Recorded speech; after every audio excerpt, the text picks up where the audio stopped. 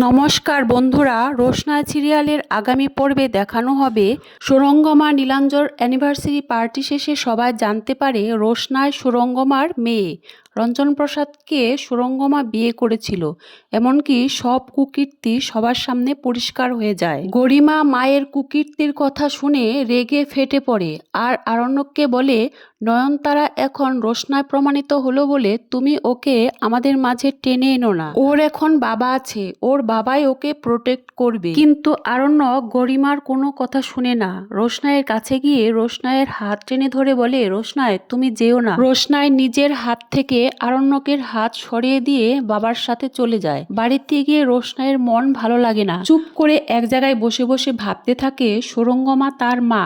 এই সত্যিটা আজ সবাই জেনে গেল, আর সুরঙ্গমার গর্ভে তার জন্ম হয়েছে এই কথাও সে কিছুতেই মানতে পারে না। এরপরে দেখায় আরণ্যক রোশনাইয়ের বাড়িতে এসে রোশনাইকে ডাকতে থাকে, কিন্তু রোশনাই কোনো সাড়া দেয় না।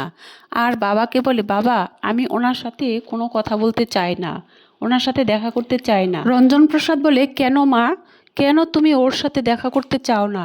রোশনাই বলে, আমি চাই না তাই তোমার এটা জানতে হবে না, তুমি ওনাকে চলে যেতে বলো। এদিকে আরণ্যক দরজার বাইরে দাঁড়িয়ে দাঁড়িয়ে দরজা ধাক্কাচ্ছে আর রোশনাইকে ডাকছে, রোশনাই প্লিজ তুমি দরজাটা খোলো, একবার আমার সাথে কথা বলো। রোশনাই বলে, আপনি চলে যান, আপনি এটা ভাববেন না সুরঙ্গমা মুখার্জি আমার মা বলে আমি ওনার মতো কাজ করব। উনি আমার বাবার ঘর নষ্ট করেছে, তাই বলে আমি কারো ঘর ভাঙতে চাই না, প্লিজ আপনি চলে যান। আরণ্যক তবুও ডাকতে থাকে, প্লিজ রোশনাই দরজা খোলো, তোমার সাথে আমার কথা আছে। প্লিজ রোশনাই তুমি একটিবার দরজা খোলো, আমার সাথে একটা কথা বলো। রঞ্জন প্রসাদ তখন দরজা খুলে দিতে নেয়।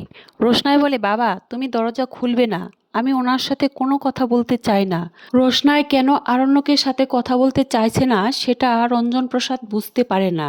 আসলে রোশনাই জানতে পেরেছে গরিমার সাথে আরণ্যকের ফুলশয্যা হয়েছে আর দুজনে সুখে শান্তিতে আছে। আর আজ যখন আরণ্যক জানতে পেরেছে রোশনাই বেঁচে আছে, সে তখন রোশনাইয়ের কাছে ছুটে এসেছে। আসলে রোশনাই চাইছে আরণ্যক এতদিন যে সুখে শান্তিতে ছিল সেই রকমই থাক, আর সেজন্যই রোশনাই তার বাবাকে দরজা খুলতে বারণ করছে।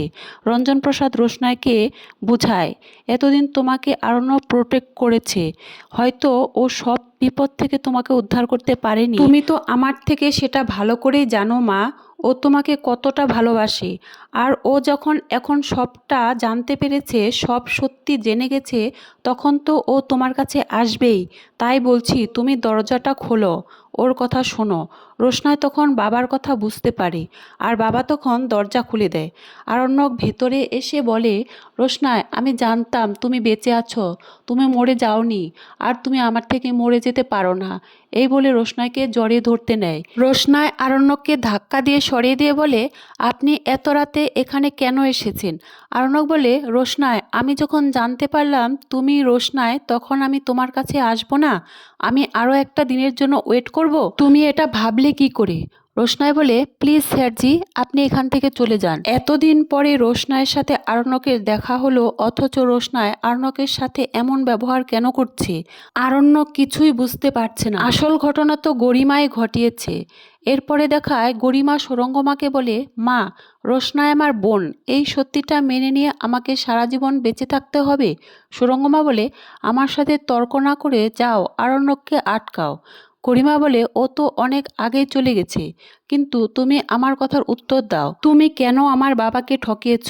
সুরঙ্গমা বলে, গরিমা এসব প্রশ্নের উত্তর পরে হবে, আগে যাও তোমার বাবাকে দেখো, তোমার বাবা তো ঘরের দরজা বন্ধ করে দিয়েছে। গরিমা যত প্রশ্ন করে যাচ্ছে সুরঙ্গমা ততই কথা ঘোরানোর চেষ্টা করছে। গরিমা বলে, মা তুমি বাবার সাথে যা কিছু করেছ, তাতে যদি বাবা ঘরে দরজা দিয়ে কিছু করে তাতে কিছু অন্যায় হবে না। সুরঙ্গমা বলে, কেন তোমার বাবা সবার সামনে মিথ্যে কথাগুলো বলে আমার ইমেজটা নষ্ট করে দিল? তখনই সেই সময় নীলাঞ্জ এসে বলে, এত বড় বড় কথা না বলে কোর্টে গিয়ে সব বলো, আমিও কোর্টে গিয়ে সব সত্যি প্রমাণ করে দেব। সুরঙ্গমা বলে, নীলাঞ্জ আমরা দুজন স্বামী স্ত্রী, আর আমি চাই না আমার স্বামী কোর্টে গিয়ে এই ধরনের কোনো কথা বলুক। সুরঙ্গমা বলে, নীলাঞ্জ আমাদের দুজনের মধ্যে মিল না হলেও আমি তোমাকে ছেড়ে কোনোদিন চলে যাইনি। নীলাঞ্জ বলে, তা চলে যাবে কেন, তুমি তো আমার টাকাকে ভালোবাসো তাই না? সুরঙ্গমা বলে, আমার কি টাকা পয়সা কম আছে? এইভাবে দুজনের মধ্যে কথা কাটাকাটি চলতে থাকে। গরিমা বলে, বাবা তুমি আমাকে বলো তো, ওই পার্টিতে দাঁড়িয়ে তুমি যে কথাগুলো বললে তা কি সব সত্যি? নীলাঞ্জ বলে, গরিমা তুমি কি মনে করো তোমার বাবা মিথ্যা কথা বলেছে? না, তোমার বাবা সব সত্যি কথা বলেছে। গরিমা বলে, এই সব সত্যি জানার পরে আমি কিছুতেই মেনে নিতে পারছি না রোশনা আমার বোন হয়। সুরঙ্গমা বলে, মা তুমি আমার কথা বিশ্বাস করো, তোমার বাবা মিথ্যা কথা বলছে, এসব সত্যি নয়। গরিমা তুমি বিশ্বাস করো, ওই রঞ্জন প্রসাদ আর ওই মেয়েটি মিলে প্ল্যান করে আমাকে ফাঁসাতে চাইছে, আর এর সাথে যুক্ত আছে আরণ্যক। গরিমা বলে, আমি বিশ্বাস করতে পারছি না মা, তাছাড়া তোমরা কে সত্যি কথা বলছো আর কে মিথ্যা কথা বলছো সেটাও আমি বুঝতে পারছি না। তাই মা তুমি কোর্টে গিয়ে সব সত্যি ঘটনা বলো, আর তুমি প্রমাণ করো বাবা যা বলছে সব মিথ্যে। নীলাঞ্জ বলে, তোমার মা কোনো কিছু প্রমাণ করতে পারবে না। গরিমা রোশনা তোমার বোন হয়, এটাই সত্যি, তোমরা একই মায়ের গর্ভে জন্মেছ। আর সুরঙ্গমাকে বলে, আমি তোমার সাথে আর থাকতে চাই না, আমি তোমাকে ডিভোর্স দেব।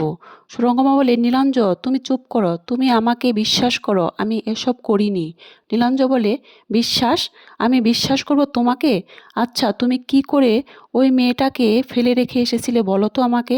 সুরঙ্গমা বলে, নীলাঞ্জ আমি তোমাকে বলছি না তুমি চুপ করো, আমার নামে এইসব মিথ্যা কথা বলবে না। তো দেখা যাক বন্ধুরা এর পরের পর্বে কি হয়। ধন্যবাদ।